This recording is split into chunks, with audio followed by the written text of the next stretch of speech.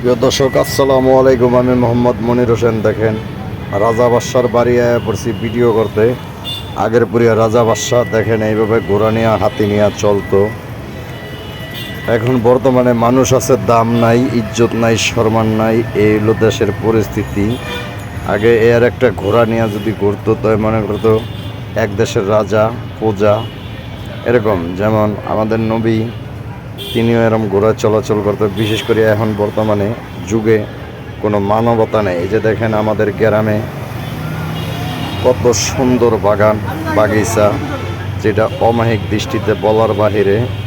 সুন্দর বাগান বাগিচা ঘুরতে খুব আনন্দ উৎসব পাইবেন এই সব জায়গায়, যা বলার বাহিরে। এত সুন্দর জায়গা যেটা আপনাদের বুঝাইতে পারবো না। বিশেষ করিয়া খুব অমায়িক সুন্দর এই বাগানগুলা, যত ঘুরবেন ততই মন চাইব ঘুরতে।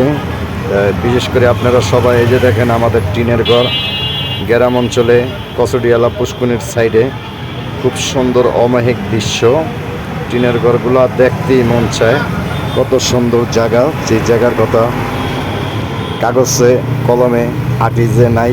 খুব সুন্দর সুন্দর এরকম গ্রামে হাজার হাজার টিনের ঘর, আগের পুরিয়া ঐতিহ্যবাহী ঘর দুয়ার এখনও গ্রামে অ্যাভেলেবেল আছে।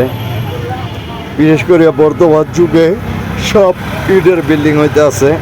আগে টিনের ঘর খুব দামি ঘর ছিল। এই যে দেখেন কলা বাগান, এই কলা বাগানে হাজার হাজার টাকা ইনকাম। কলা ধরলেই বিক্রি করলেই টাকা, একটা কলার দাম 10 টাকা 5 টাকা।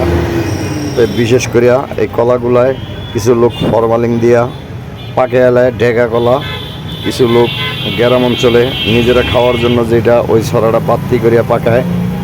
তো বিশেষ করে আপনারা ভিডিওটা শেয়ার দিবেন, লাইক দিবেন। আমি মোহাম্মদ মনির হোসেন এরম ভ্রমণের গ্রাম অঞ্চলের চর চঞ্চল খাল বিল ভ্রমণের ভিডিও করিতে আপনাদের সাথে সবার সাথে আমার এইটাই প্রত্যাশা, আশা ভরসা যে আমার ভিডিওটা বেশিরভাগ গ্রাম অঞ্চলের আপনারা সবাই শেয়ার দিবেন, লাইক দিবেন।